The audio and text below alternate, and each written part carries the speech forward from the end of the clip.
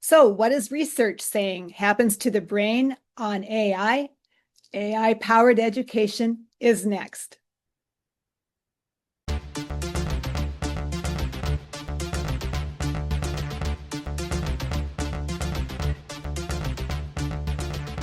Hi, Casey and I are here to discuss a study from MIT and some pictures of the brain. And you can look at it in a really simplistic way. And like, this is the brain with AI, and this is the brain without it, and which is looking more functional, right? But we want to discern that and dissect that a little bit and talk about what can educators do to make sure that we are discussing this process with our learners so they are, again, the human in the loop without even using AI, just talking about them digging into their own learning. So, Casey, do you want to mention a little bit about this study that was in MIT?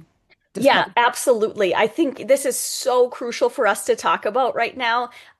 Really excellent findings that would indicate, as you'll probably hear a lot of people say, oh my goodness, ChatGPT users are stupid. In fact, our students are becoming more stupid because they're using it. And that sort of language is so disheartening for, people like us who are like, no, we want to use AI. We want to see how we can make it useful. While ChatGPT and users or people who use ChatGPT to write their essays for them in this study showed significantly lower brain activation and a decrease over time, suggesting that like they're offloading too much. I feel like we've already talked about that, and we know that that's a very real thing that happens. A little bit more disheartening results of this study indicate that the people who use a large language model struggle to recall what they have written, even just minutes after writing it. So why is that, Casey? We know, we believe. Well, So why the, the why? biggest the biggest problem with that is ownership and having an independent voice and to know what you want to say. We And how do you want do that? How do you discover that? That's the magic of us, right? Yeah, yeah, Okay. absolutely. I feel like that's the human in the loop that we're looking for. And so this is the same conversation that you and I have been having for the last few years is to say, um, we know that this is the potential for these results. It's great that a study now shows and can provide a kind of a reference point for us to have candid, authentic, real conversations with our students that say, when you rely on an AI tool, you will inevitably get a strong essay that meets probably some rubric criteria, that it looks very polished, that will be well structured, and honestly, vocabulary and all of the components that say, like, this is a good essay, those are going to be there, right? But Mhm. like we've talked before on here, the biggest thing that they saw in this study is that those essays lacked originality, they lacked depth, they honestly, again, that student doesn't want to own it because they're like, that's not really my idea. I don't really relate to it. I don't really They're know not and going to understand remember it. it later on either. Right? Because nothing of them is in it. And I know I've thought about this as an example. It's like even in regular teaching sessions, if we as teachers do not design a lesson and experience that incorporates what we know about our learners and about their assets, they're not bought into it anyway either. And we're like, why doesn't anybody care about that? Because it has nothing to do with them. So it's Exactly. the same thing with AI. It's got to be about that personalized individual learner. And then us teaching and helping them like reflect on their own their own learning. Like we need to reflect on our own teaching as well, but on their own learning. 100%. Yeah. It's really about again the core of our philosophy on AI is to be the human, to ensure that you show yourself, your personality. And so one of the things that I would suggest for teachers to combat this, because ultimately AI is here. AI services like, ChatGPT, large language models of other sorts, students will use them. Mhm. Now, it is our job as educators to help them learn when, how, and to frame it in ways that encourages them to still keep the cognitive increase that we're looking for, to still keep them very much involved in that process. And so, some of the things that I think would really benefit teachers is to reframe how you produce pre-writing type of strategies. I really used chat to help students brainstorm last year, and I think what I'm going to do is make a little shift and say, here are three potential ways to brainstorm. One of them might be an AI tool, but I want you to make sure before you get into that that you've laid some groundwork for yourself, right? Right. Like some free writing should happen first so that you're not going in sort of blind and looking at this as though you have nothing up here. Because Right. you've got Because great ideas, oh, kids. You that's do. right. Exactly. And again, to like often I hear you say is like, trust yourself. Mhm. Like trust yourself as a learner. And I think as teachers sometimes act like we don't trust the learner.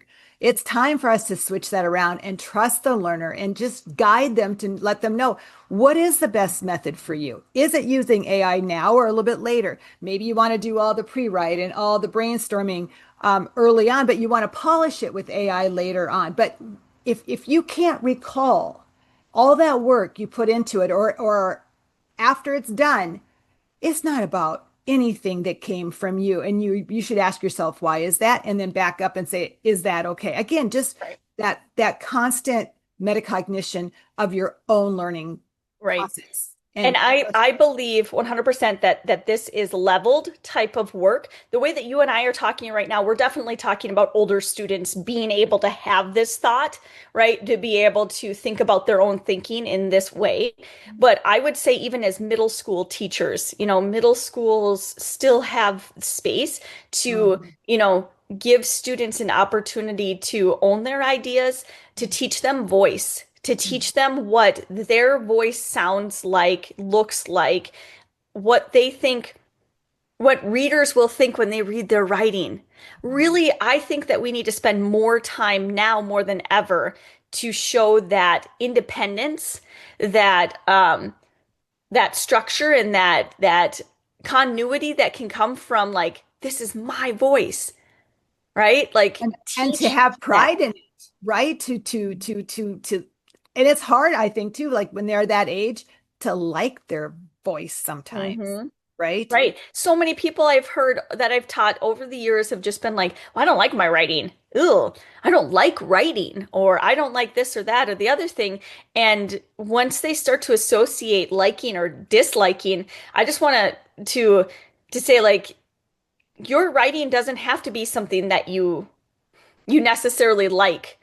It just has to be yours. That's all we're Mhm. saying is like, does this Own it. reflect your thinking Mhm. or not? Yeah. And I told a lot of my college writers this last year that as they were playing around with AI, they, got caught using tools when they shouldn't have been using them or in ways that they shouldn't have been using them because it wasn't a part of our process.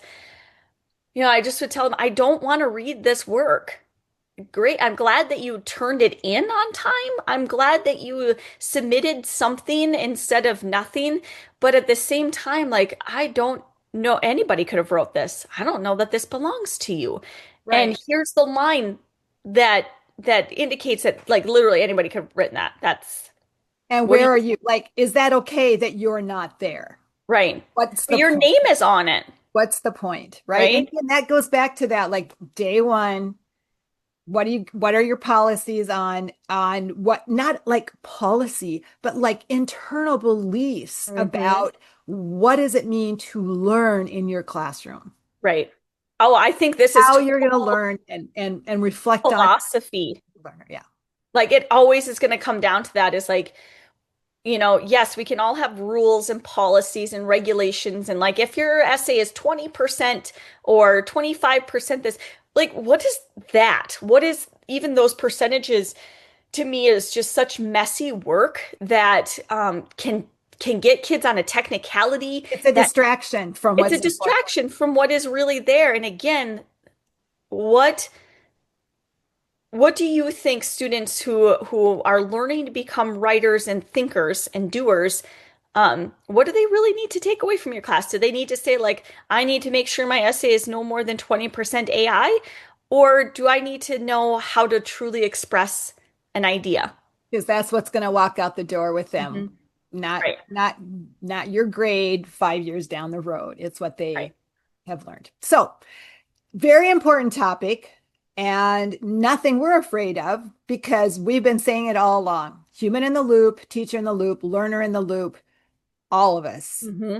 Hmm. really thinking about what we're doing and having that voice and owning it.